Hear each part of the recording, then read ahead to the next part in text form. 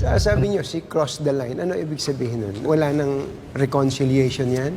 Bad shot na yun sa akin. Knockout! I mean, for me, nasaktan ako because my husband will do everything to protect you. You ran together, di ba? Sama-sama tayo babangon muli. Pupunta ka sa rally, tatawagan yung presidente mong bangag. Di ba, you're going to laugh? Tama ba yan? Eh, bakit di siya nagkomento kay Senator Amy?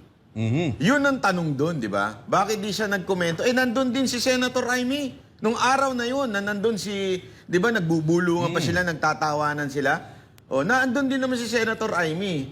Unahin mo yung sariling nasa bakod mo bago yung ibang tao. Anong komento mo? Bad shot na rin ba sa'yo si Senator Amy?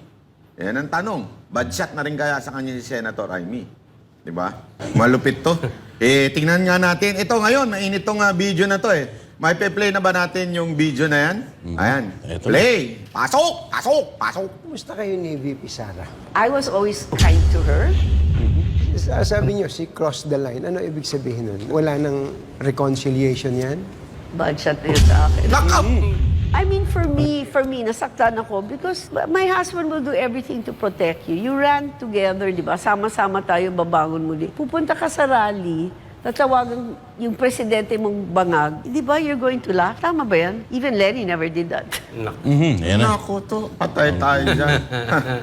Easy. Mahirapan tayo sa komento to. Baka mabad shot tayo dito. Delikado Ayun ang tayo. problema. Delegates, anong masasabi nyo dyan sa komento ni Madam Lisa? Yung sinabi niya na my husband will always protect you or has always been protecting you.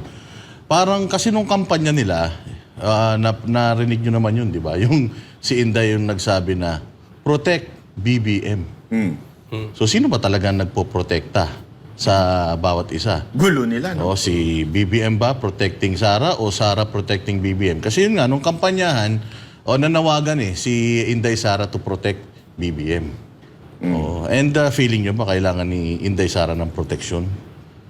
Tsaka parang kasi ang sinasabi nila is sama-sama tayong babangon muli na parang si BBM ang nakatulong kay Inday Sara para maging Vice President.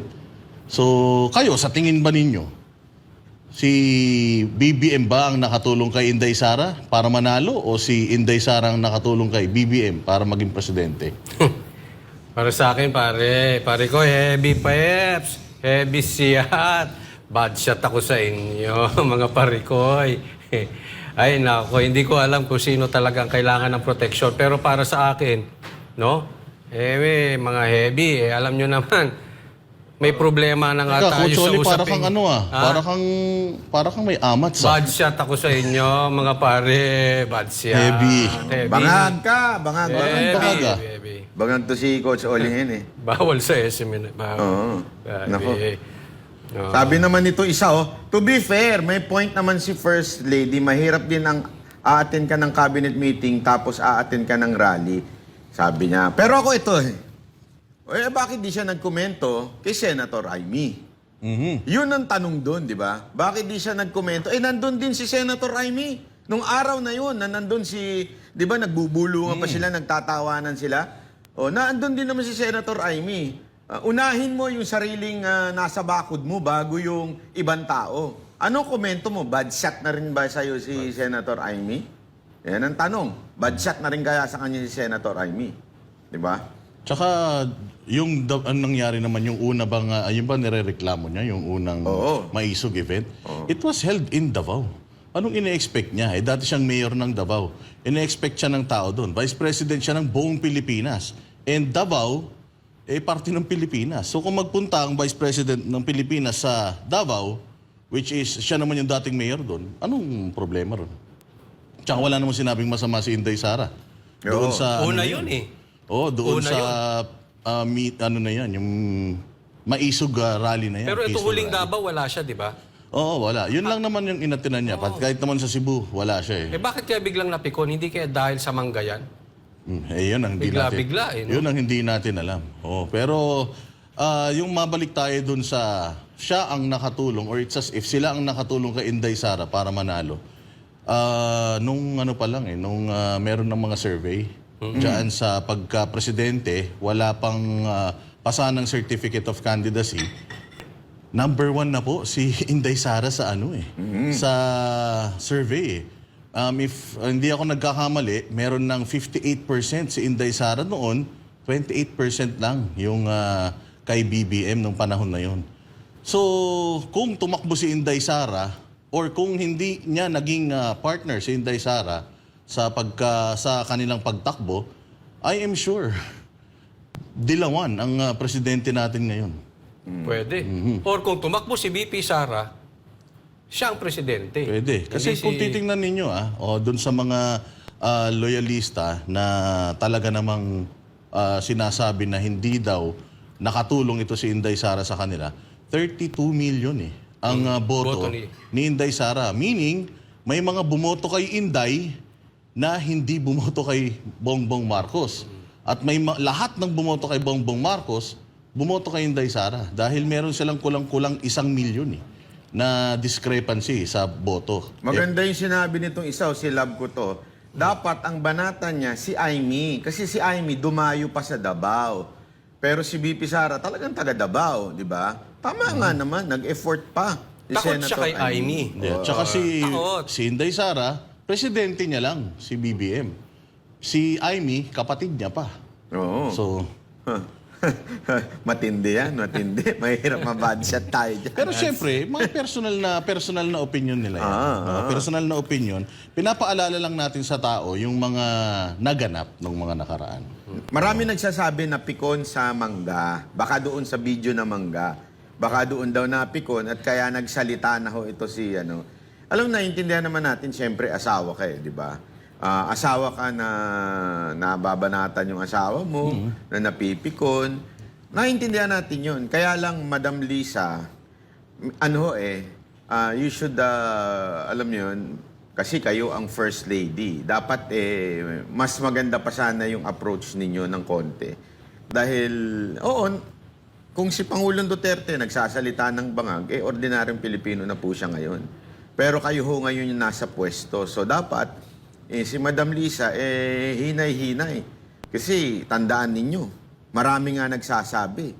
Kaya namamayagpag pa rin ang mga Marcos dahil si BP Inday.